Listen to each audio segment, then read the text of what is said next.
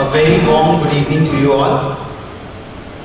I welcome you all on this historic day in India's history.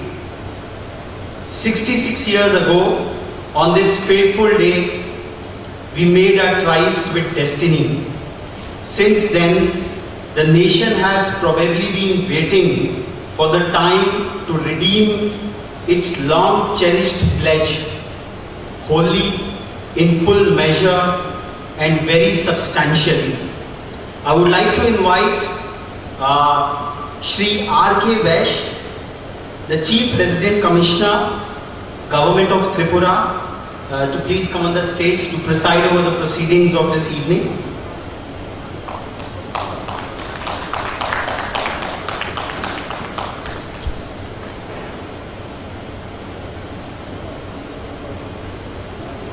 We also have with us Dr. Ajit Pathak, Deputy General Manager Corporate Communications with the Indian Oil. Dr. Pathak is the National President of the Public Relations Society of India. Sir, please. I would also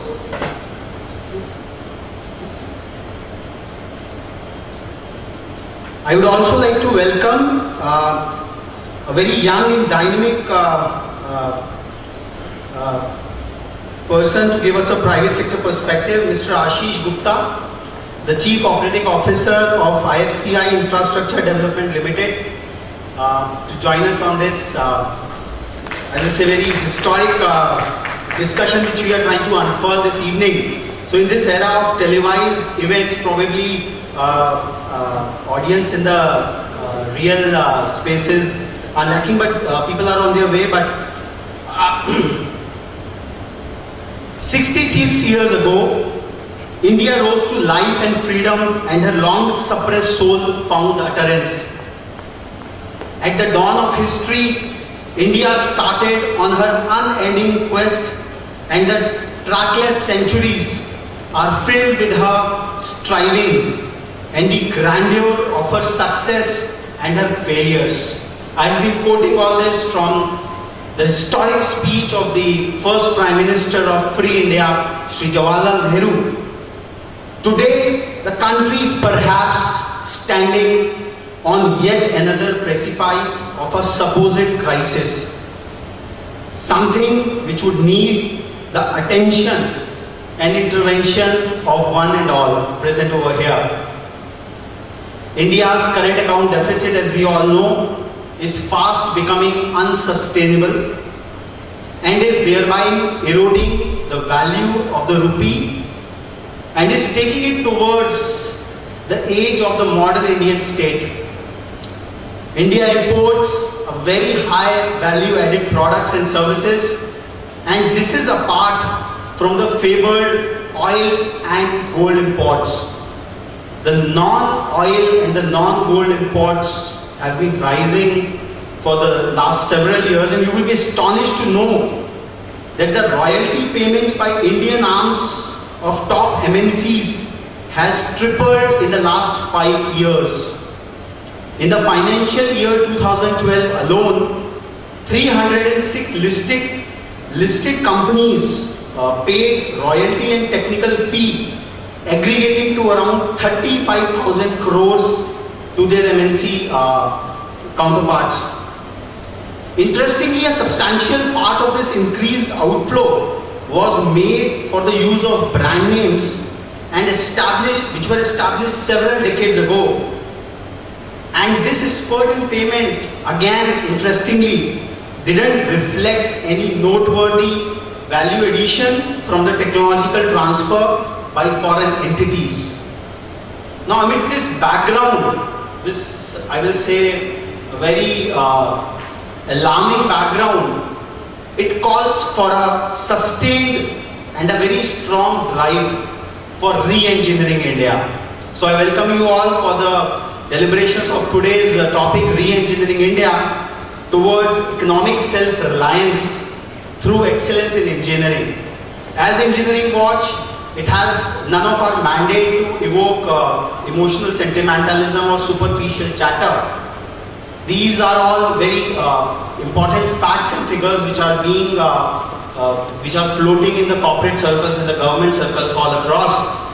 And today's forum, as I feel, couldn't have been more historic.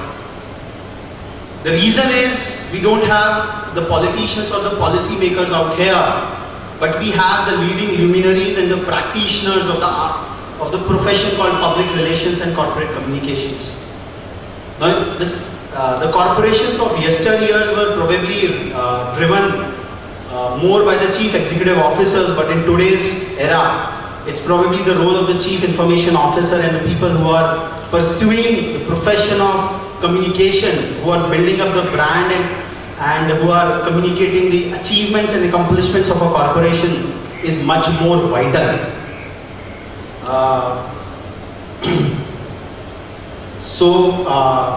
Before coming to this function, I was finishing off the editing of our forthcoming issue, and which carried a very elaborate and candid interview of one of a very young, I will say young engineer, an MIT educated engineer who chose to return back after his masters in computer science at MIT to work in the field of employability, the skill deficit, the skill gaps which are there across. Now he brought about a very interesting facet. He had written in a paper on J.C. Bose's contribution to radio. How many of us are aware about the invention of radio? We all have been reading till today. Our NCERT books are containing that Marconi was the inventor. So in that interview, this young gentleman mentioned that J.C. Bose had much earlier invented the main device of wireless. Now Marconi had approached him and asked, "Bhai, give me this technology and let us commercialize it. This is how the Western mind works." Now just see the other side of the story, how the Indian mind worked that time and is probably working even today. J.C. Bose in turn wrote to Rabindranath Tagore, "I am a scientist. What I have to do with commercialization of this technology?" So probably our experience with after unfurling this Engineering Excellence Awards has been that this selfless or I will say a kind of intrinsic aloofness towards intellectual property or capturing thing or seizing power is still pursuing in a bulk of our enterprises even today. I would just come to it how it unfolds. We have been interviewing a lot of nominees of the Engineering Excellence Awards. They are coming to our studios in South Extension and we are interviewing, and they are doing really wonderful work. Exemplary work is being done. And when we ask them, "Sir, have you protected the IP behind this great work you have done?" They say, "We have built up one of the state-of-the-art terminal in Kolkata, airport's terminal, and it has got some very new design features." We trust them because that is coming from some very eminent technical personalities who can talk at length about the technical elaboration of it.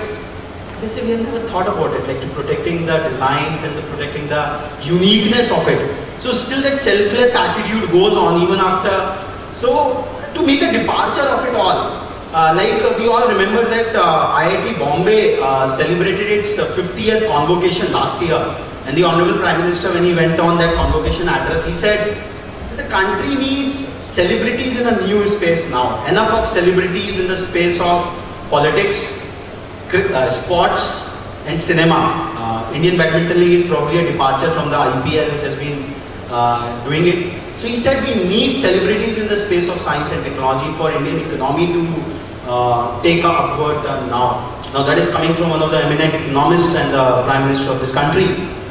So taking cue from that and the constant call of the Honorable President since 25th July 2012, since he took over, he has been continuously talking about the world-class Indian universities. In all his addresses and all his things, there's one single point. Yesterday we were at Rashtrapati Bhavan to invite him for the Engineering Excellence Awards to be given away on Engineers Day. So he said that I will certainly make it to that occasion. So he has been saying that Indian universities have to become world class. Now, to have a world class educational system, probably we somewhere need a world class industrial challenges and a vision a kind of I will say a drive, because that alone will give up the challenges back to the academia, that we want this part or we want this challenge to be fulfilled. So taking all these things into consideration, the engineering was thought of celebrating the engineering marvels which are created by large number of engineering firms, both in the public sector and in the private sector, in 25 sectors. 25 sectors of dams, buildings, tourism, education, governance, atomic energy. We have listed out around 25 sectors and got a whopping response from across the country. The nominations, to just name a few, have come from Security, Printing and Minting Corporation of India. Airports Authority of India has nominated 6 of their projects. They wanted to nominate 30 of them. Some of the interesting projects of theirs, but we said, sir, the jury will be quite biased. Like you are trying to, what they say, that filling in with a lot of nominations.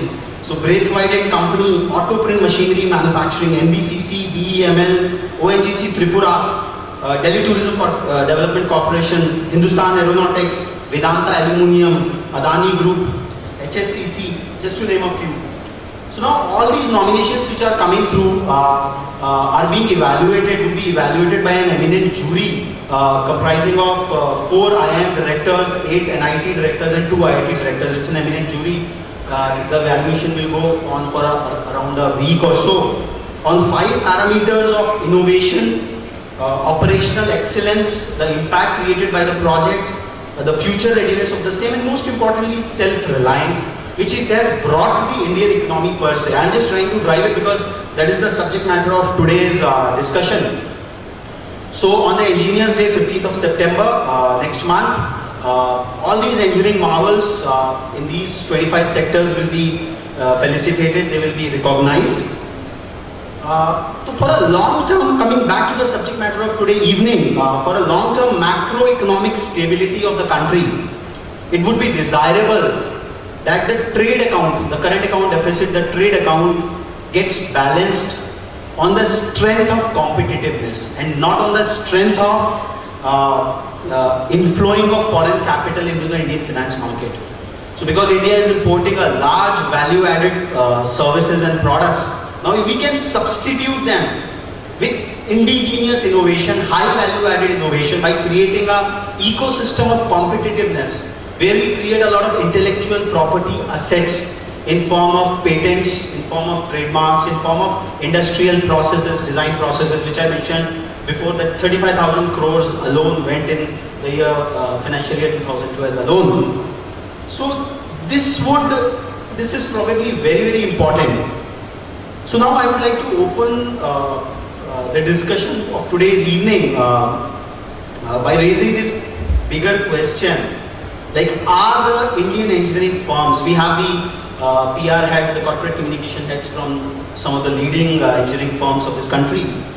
Like, can the Indian engineering firms take upon this challenge of creating an ecosystem of competitiveness this Independence Day?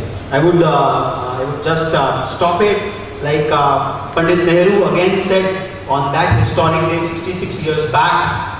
The achievements we have been celebrating are just but a step, an opening of opportunity to the greater triumphs and achievements that await us. Are we brave enough and wise enough